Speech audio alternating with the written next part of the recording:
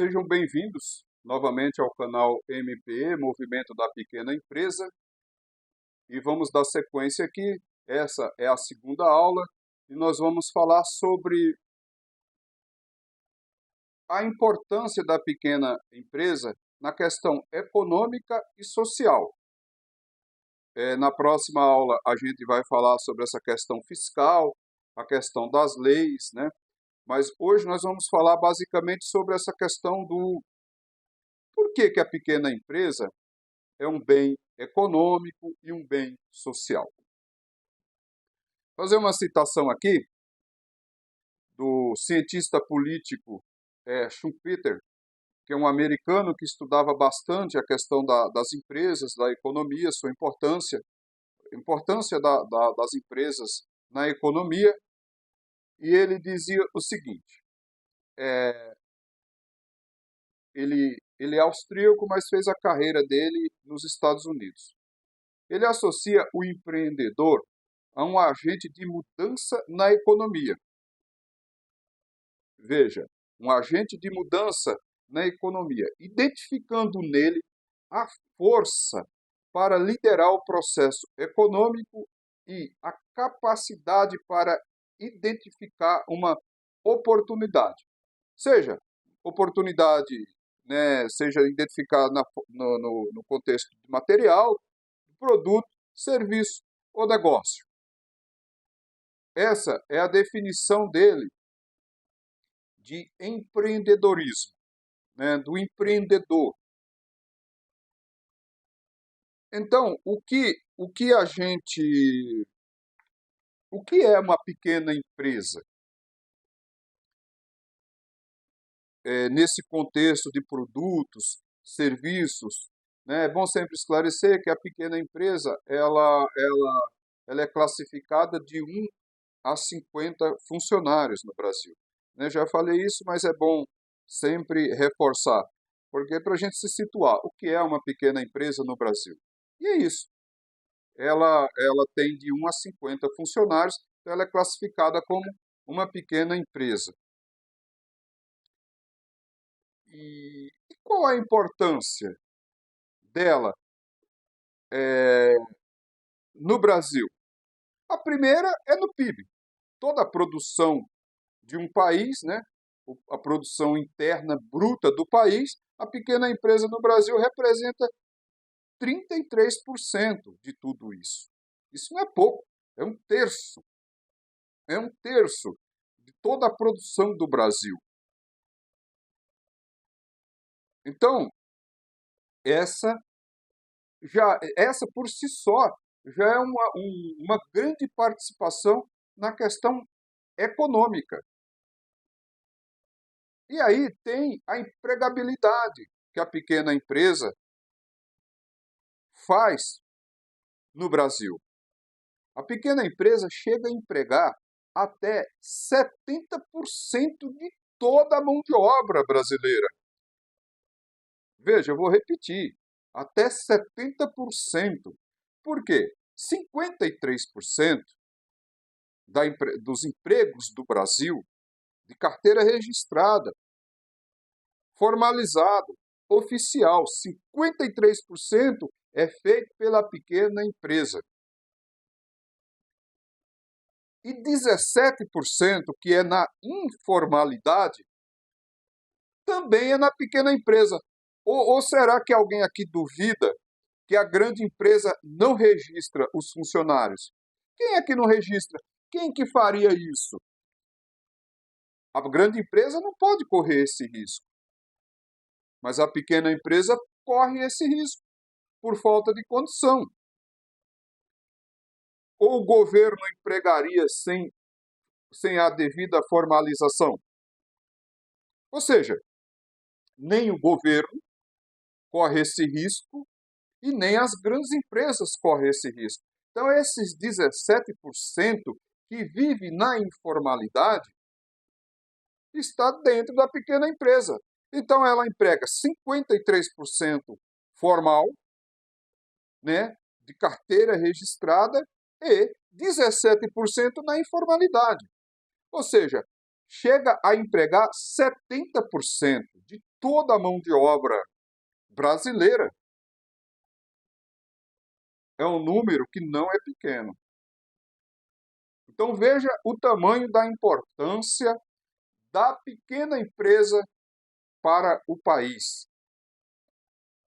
1/3 de toda a produção do país, toda a produção bruta, do produto interno bruto, é feito pela pequena empresa.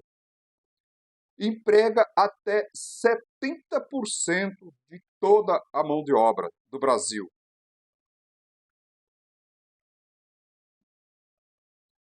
Isso é um bem econômico inestimável para um país, para qualquer país. E não poderia ser diferente no Brasil. Daí a importância econômica. Além do mais, 99% de todas as empresas do Brasil se enquadram na pequena empresa. Ou seja, tem de 1 a 50 funcionários. Veja, eu vou repetir, 99% das empresas do Brasil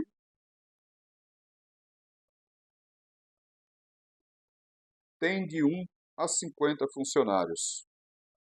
Se enquadra dentro da categoria de pequena empresa. Então, veja, 99% das empresas, 70% dos empregos e 1/3 de toda a produção do Brasil. Veja o tamanho da importância econômica da pequena empresa para o país. E a importância social, qual é?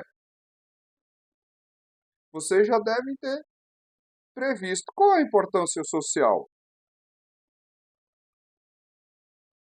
de uma instituição chamada pequena empresa tão grande, tão gigante no país? Primeiro, que a economia ela está interligada diretamente com o social. Isso por si só já seria de grande valia e importância para o Brasil.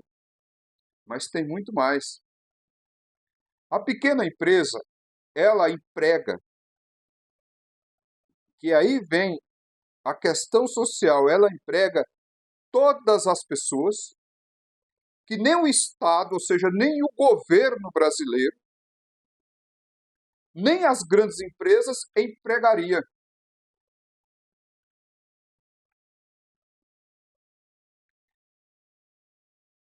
É muito sério isso. E importante. Vejam, nem o governo contrataria essas pessoas e nem as grandes empresas também contratariam essas pessoas. Essas pessoas ficaram direcionadas para a pequena empresa. E por que isso? Porque não houve governo, Estado, não houve nada que treinasse, favorecesse essas pessoas a se desenvolverem e trabalhar para o Estado, ou seja, sendo funcionários públicos, ou para a grande indústria, na área de tecnologia e todo o seu aparato. Pois bem, sobrou para a pequena empresa. Todas essas pessoas. São as pessoas que chegam totalmente sem formação formal, que me refiro.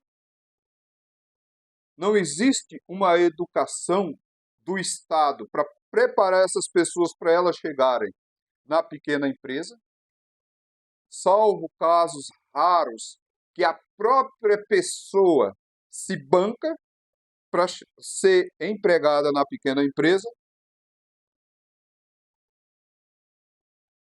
e chegam lá totalmente despreparadas e a pequena empresa tem que arcar com esse custo, com esse treinamento, sem nenhum auxílio do Estado para arcar com esse custo.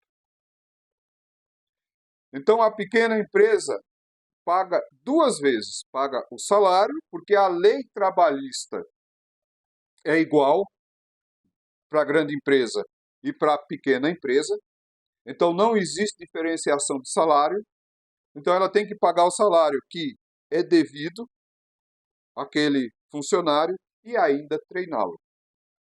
Ah, Genilson, você está falando besteira, é?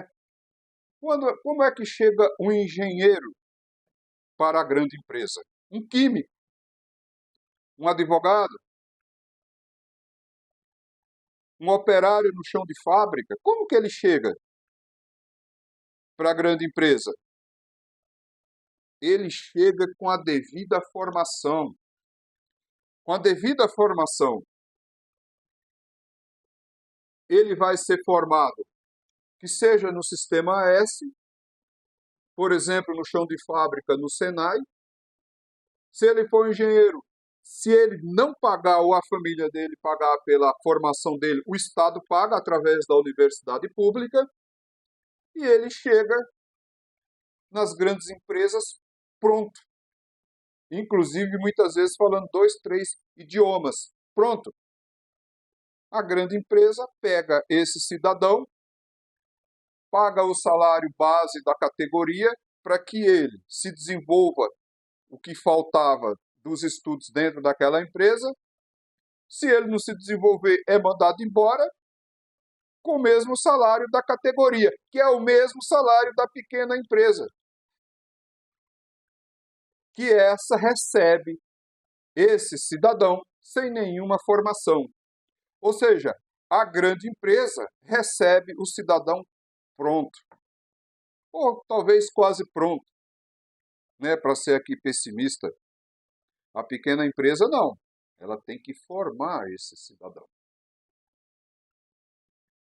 Um cidadão que não foi aceito por muitas vezes nem pelo Estado, sendo funcionário público, nem pelas grandes empresas.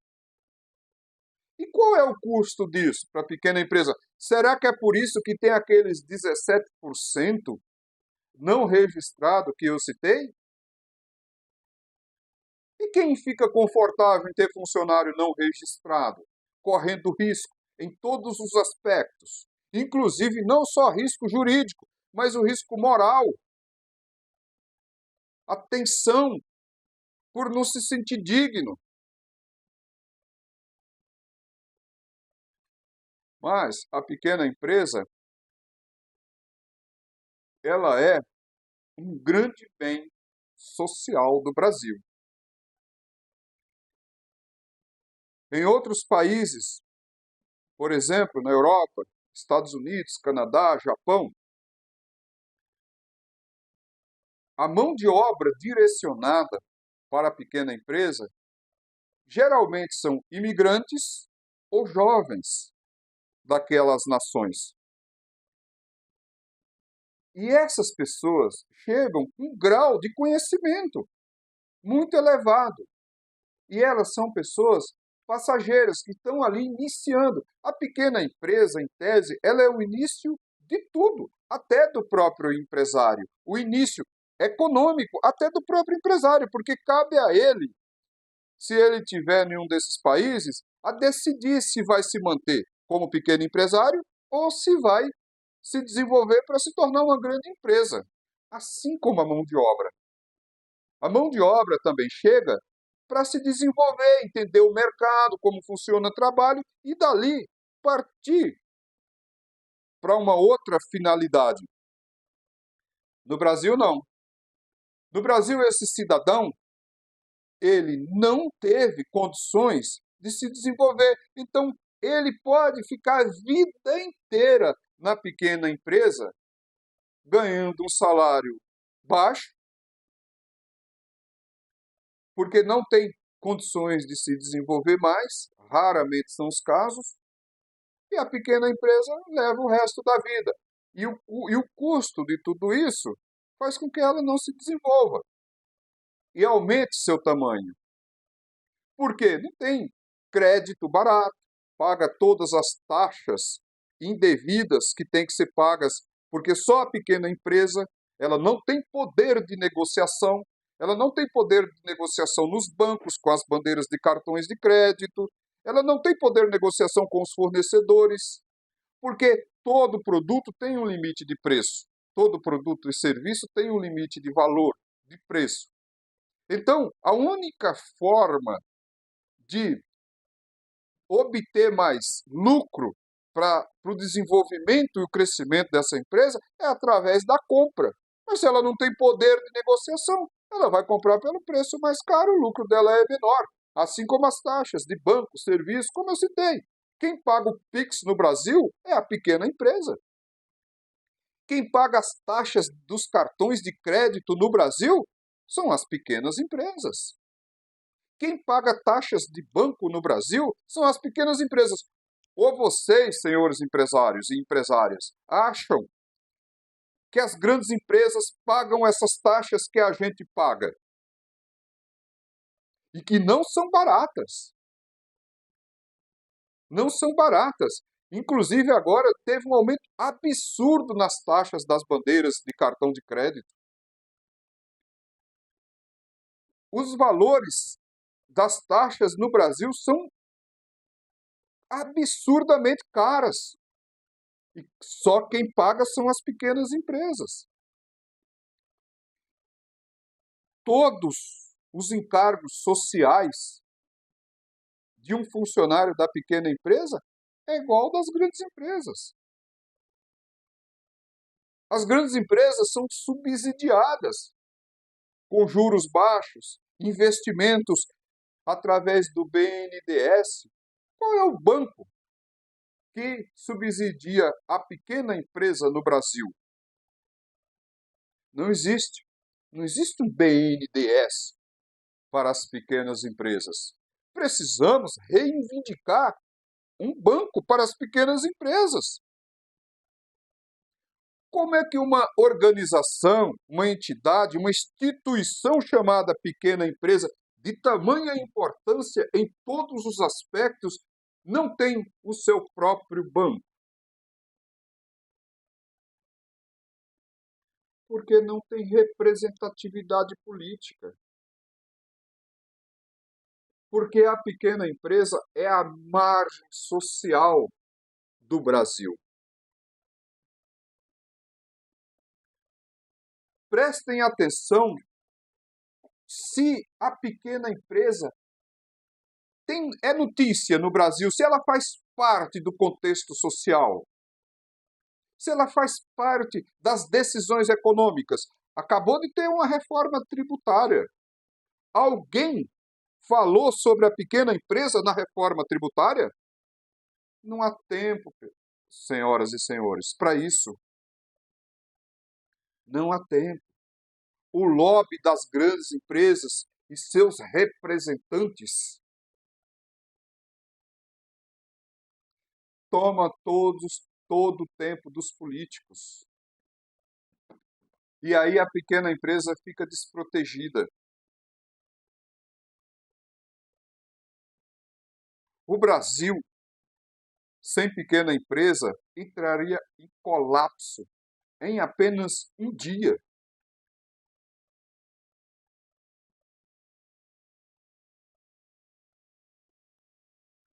Mas o pequeno empresário, ele não tem classe social. Ele não faz parte do contexto social. Vocês já se perguntaram em qual classe social se enquadra o pequeno empresário? Segundo Karl Marx, é o pequeno burguês. O pequeno burguês. Ou seja, não somos classe média e não somos a classe trabalhadora, que tem sindicatos. E a classe média tem políticos, representatividade no Congresso. Toda a classe média está no Congresso. E os trabalhadores através dos seus representantes. E os grandes burgueses através do lobby.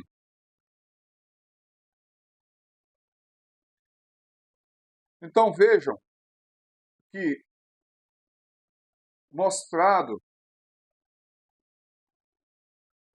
a importância social e econômica da pequena empresa no Brasil, reflitam sobre isso,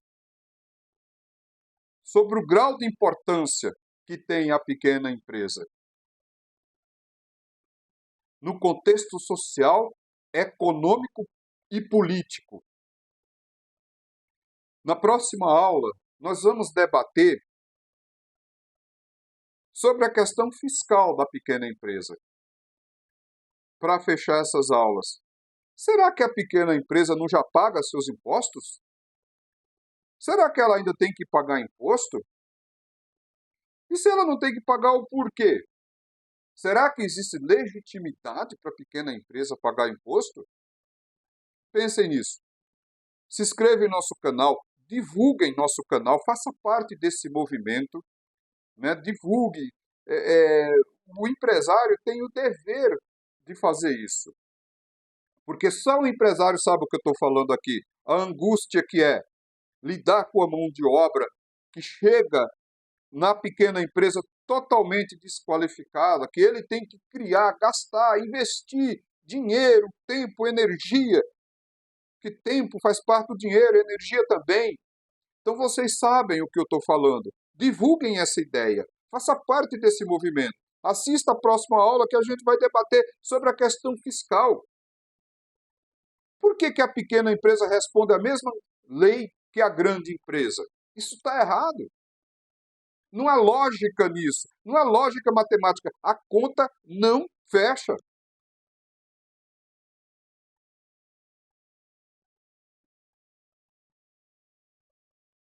Fazem mais de 30 anos que eu estudo sobre a pequena empresa. A conta nunca fechou. Não há paz para a pequena empresa no Brasil. A gente precisa reverter isso.